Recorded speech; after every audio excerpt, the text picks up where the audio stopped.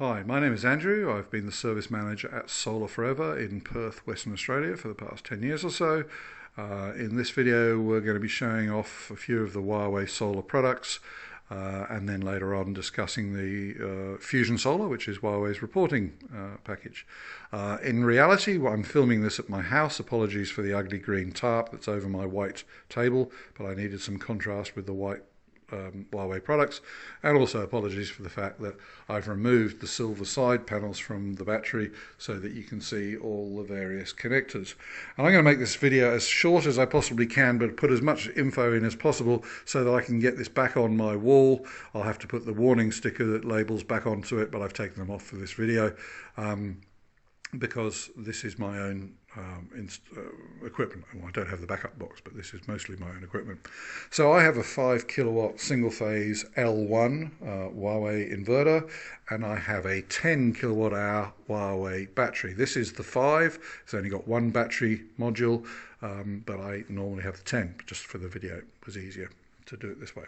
So this inverter can connect up to 10 kilowatts of panels when you connect a battery, and you'll be paid the government subsidy on all 10 kilowatts with whatever size Huawei battery or battery that you connect to it.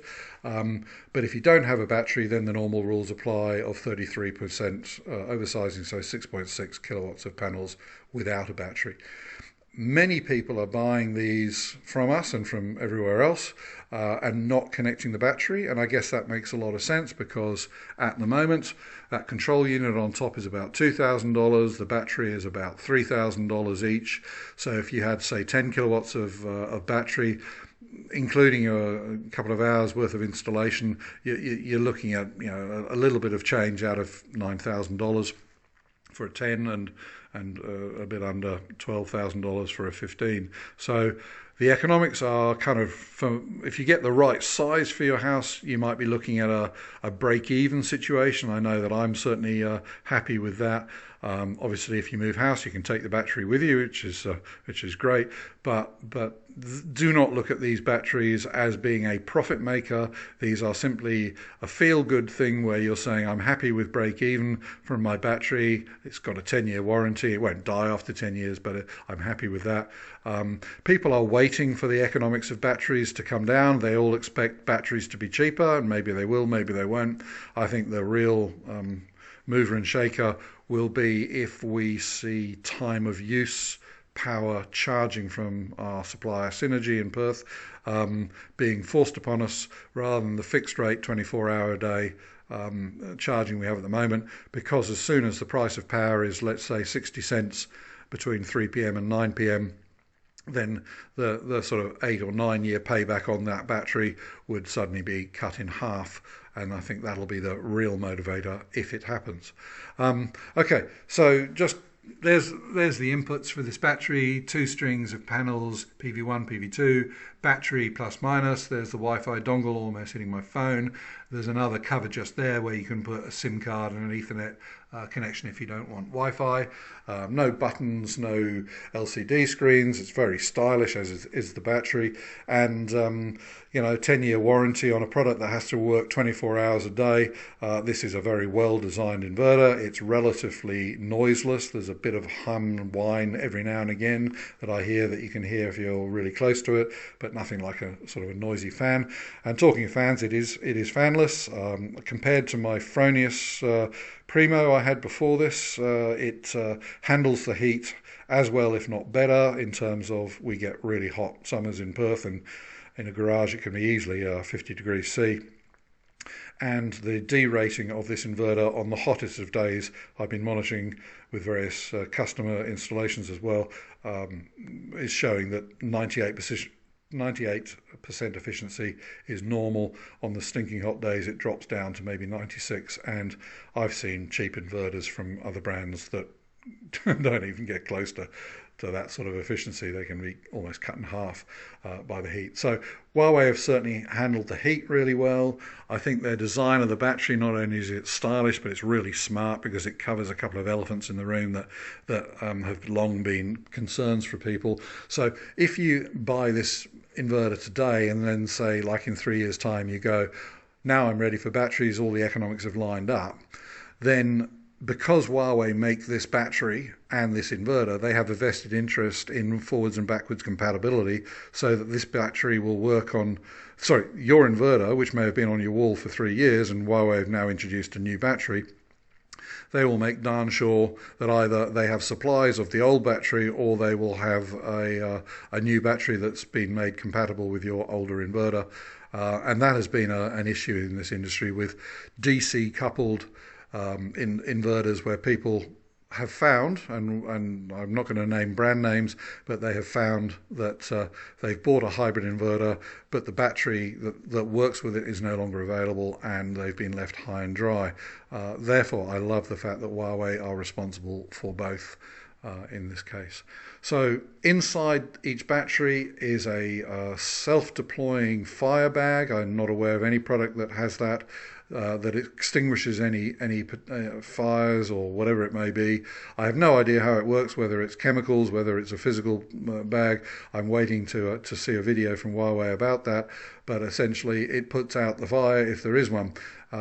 It's all the cells themselves are quality cells. I think they're Panasonic Sanyo cells, and they are lithium iron phosphate LFP cells. So plenty of videos on YouTube about people trying to set those things on fire with no great success. So I'm happy to have this in my house with my family home, and I don't think anything's 100% safe, but I'm more confident about this than many others.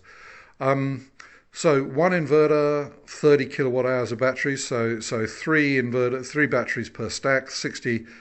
Six batteries in total, 30 kilowatt hours of battery possible with the inverter, and you can network together up to 3 inverters, so 90 kilowatt hours of storage should handle most people's needs. Okay, so here's a rather ugly box. I'm afraid it's not the same stylish look as the other Huawei products, and this wouldn't be used all that often, but this is the backup box. This is the single phase one. I don't even have one at my house because we get power cuts so rarely, that grid failures so rarely, that I just don't see the point. The principle is the same, whether this is built into the inverter or it's an external box. You have to be able to, when the grid goes down, you have to be able to shut off the supply of solar to the switchboard and ultimately to the grid, and that's what this backup box does. There's a relay in here that's sent a signal from the inverter when the grid is lost that triggers contactors that shuts off the supply to these two on the right here. The AC comes in on the AC and comes out on the grid, and that gets shut off, and then a separate AC cable is run from the backup load to your switchboard, where you and the electrician have sat down over a cup of tea and decided which circuits you want to be supported, because it won't do the entire house. It's 5 kilowatts on the single phase of supply. So that's all provided by the battery, and then the battery receives top-up supply from the solar panels if all this happens during the day and the sun is shining. There's a 3-phase version of it, of the backup box. It is also a single-phase backup supply. So it's not 3-phase backup, and it's only 3.3 kilowatts of supply down that single phase because of load balancing single phase onto a 3-phase board. So, I think the single phase is absolutely fine. No problem at all. The backup is fine. I can't imagine too many people being unhappy with that. But I think if you've got a big system, let's say you've got 10 kilowatts on 3-phase, and you're looking for a 3-phase backup, I think you should be looking at perhaps the Sungrow short 3-phase 10 kilowatt inverter, which has backup built in. It's an expensive inverter, but it does back up better. The Fronius Simo Gen 24, their new hybrid, is also 3-phase backup, but don't believe the marketing blurb that it's actually all built in, because you actually have to get an electrician to build you a box just like this Huawei one. It's not built in. I don't know how their marketing people can get away with saying it is, because it isn't. And I'm a fan of Fronius, so I'm not a fan of their marketing. Okay, So down here I've got a single phase smart meter, or rather should I say at my feet, I'll start there, I have the wall mount bracket. Yes, I'm not wearing shoes. I have the wall mount bracket for the battery. The standard one is just feet. Okay, so single phase smart meter, if you need to do export limiting, if you're allowed to, we're not allowed to in WA, but if you need to do export limiting, you'll need one of those. We typically use them for reporting purposes, where you install that in the board with a clamp round the main input cable, or the three-phase one, which would have 3 clamps. And it basically monitors the current flows in and out and around the house. Reporting back to the inverter via a data cable, it would then, in your reports, you will see stuff that later on in the video I will show you about not just your solar production, but your self-consumption of that solar, your imports from the grid, your exports out to the grid, a lot of information all from that. And if you're going to have a battery, you have to have one of those anyway. So for about $350 installed for single phase, or $550-ish for 3-phase installed, worth every cent in my opinion, because when it's time to buy a battery, let's say you're one of the majority who buys the inverter and then waits for the battery, when it's time to buy the battery, this little thing in the reports will have informed you and us how many battery modules is the optimum number for you, and therefore at $3,000 per battery,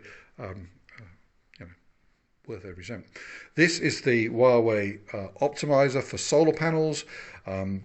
Entirely optional, manufactured again by Huawei. So like I say, everything under one roof for warranty service. It is typically used by people who are putting panels on for shade purposes, to protect the rest of the string from losses from shade. I'm not entirely convinced. And there's a few videos, if you go to our webpage, I've done on, or others have done on this subject, that means they may not be entirely necessary for shading, but that's what they're often used for, as they are used for people who are extending strings onto roofs at a different orientation. So let's say you've got a bunch of panels on your north and your west roof, and you need a few more to max out your system, and only your east roof is available. Well, the inverter's only a 2-string inverter, 2 MPPTs. So how do you get those extra panels on the east or wherever? Well, you optimize them, and then they can be run off the north or the west facing string without any issues at all. Okay, that's an overview of all the various hardware products on my table. I'm now going to put these back on the wall with a bit of help, and then move on to the reporting software.